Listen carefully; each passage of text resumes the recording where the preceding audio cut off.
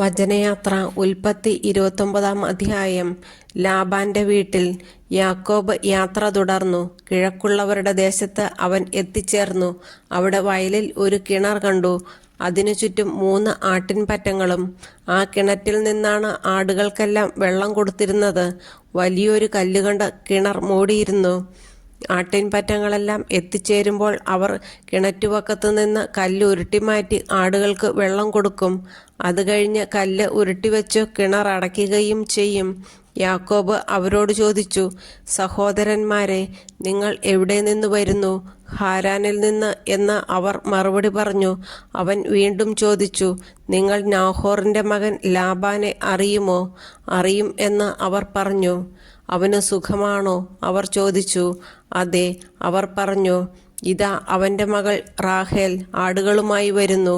അവൻ പറഞ്ഞു, പകൽ ഇനിയും ഏറെയുണ്ടല്ലോ. ആടുകളെ ആലയിലാക്കാൻ നേരമായിട്ടില്ല. ആടുകൾക്ക് വെള്ളം കൊടുത്ത് അവയെ കൊണ്ടുപോയി തീറ്റുക. അവർ പറഞ്ഞു, അങ്ങനെയല്ല. ആട്ടിൻപറ്റങ്ങളെല്ലാം വന്നെത്തുമ്പോഴേ കല്ല് ഉരുട്ടിമാറ്റി ആടുകൾക്ക് വെള്ളം കൊടുക്കാറുള്ളൂ. അവൻ അവരുമായി സംസാരിച്ചു കൊണ്ടിരിക്കെ റാഹേൽ തൻ്റെ പിതാവിൻ്റെ ആടുകളുമായി വന്നു. അവളാണ് അവയെ മേയിച്ചിരുന്നത്.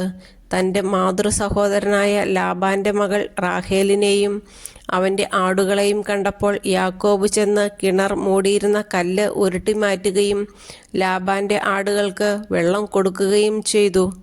പിന്നീട് അവൻ റാഹേലിനെ ചുംബിക്കുകയും ഉറക്കെ കരയുകയും ചെയ്തു.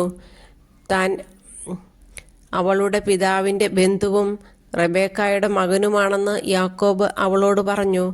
അവൾ ഓടിച്ചെന്ന് പിതാവിനെ വിവരമറിയിച്ചു. തൻ്റെ സഹോദരിയുടെ പുത്രനായ യാക്കോബിൻ്റെ വാർത്ത കേട്ടപ്പോൾ ലാബാൻ അവനെ കാണാൻ ഓടിയെത്തി. അവൻ യാക്കോബിനെ കെട്ടിപ്പിടിച്ചു ചുംബിച്ചു.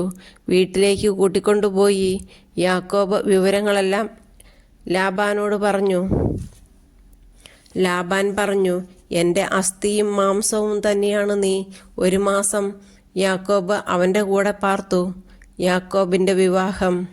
ഒരു ദിവസം ലാബാൻ യാക്കോബിനെ വിളിച്ചു പറഞ്ഞു, നീ എൻ്റെ ചാർച്ചക്കാരനാണെന്ന് കരുതി എനിക്ക് വേണ്ടി എന്തിനു വെറുതെ പണിയെടുക്കുന്നു? നിനക്കെന്തു പ്രതിഫലം വേണമെന്ന് പറയുക. ലാബാന് 2 പുത്രിമാരുണ്ടായിരുന്നു. മൂത്തവളുടെ പേർ ലെയ എന്നും ഇളയവളുടെ പേർ റാഹേൽ എന്നും. ലെയായുടെ കണ്ണുകൾ മങ്ങിയവയായിരുന്നു. റാഹേലാകട്ടെ സുന്ദരിയും വടിവത്തവളും ആയിരുന്നു. യാക്കോബ് റാഹേലിൽ അനുരക്തനായി. അവൻ ലാബാനോട് പറഞ്ഞു, അങ്ങയുടെ ഇളയ മകളായ റാഹേലിനു വേണ്ടി 7 കൊല്ലം അങ്ങയുടെ കീഴിൽ ഞാൻ ജോലി ചെയ്യാം. ലാബാൻ പറഞ്ഞു, അവളെ മറ്റാർക്കെങ്കിലും കൊടുക്കുന്നതിനേക്കാൾ നല്ലത് നിനക്ക് തരുന്നതാണ്. എൻ്റെ കൂടെ പാർത്തുകൊള്ളുക. അങ്ങനെ റാഹേലിനു വേണ്ടി യാക്കോബ് 7 കൊല്ലം പണിയെടുത്തു.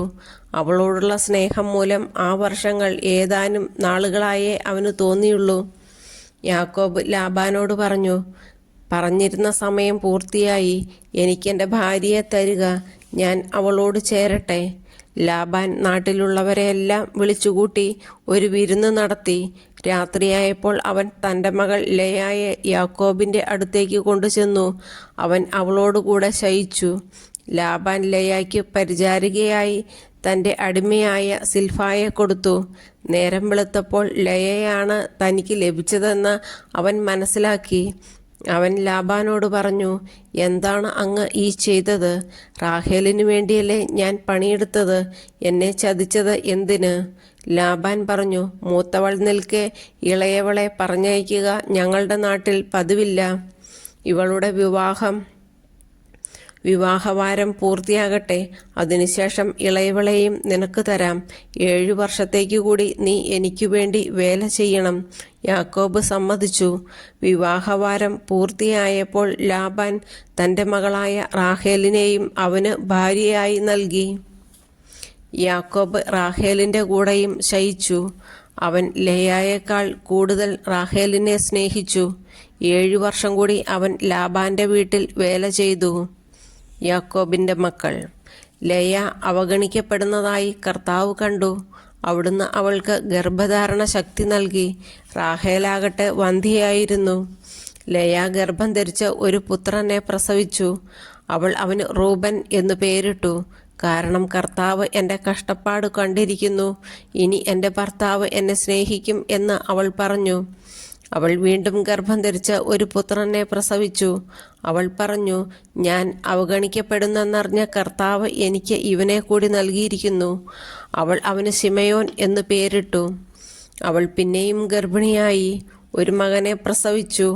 അവൾ പറഞ്ഞു, ഇനി എൻ്റെ ഭർത്താവ് എന്നോട് കൂടുതൽ അടുക്കും, കാരണം ഞാൻ അവന് 3 പുത്രന്മാരെ നൽകിയിരിക്കുന്നു. അതുകൊണ്ട് അവൾ അവനെ ലേവി എന്ന് വിളിച്ചു. അവൾ വീണ്ടും ഗർഭം ധരിക്കുകയും ഒരു പുത്രനെ പ്രസവിക്കുകയും ചെയ്തു. അവൾ പറഞ്ഞു, ഞാൻ കർത്താവിനെ സ്തുതിക്കും. അതുകൊണ്ട് അവൾ അവന് യൂദ എന്ന് പേരിട്ടു.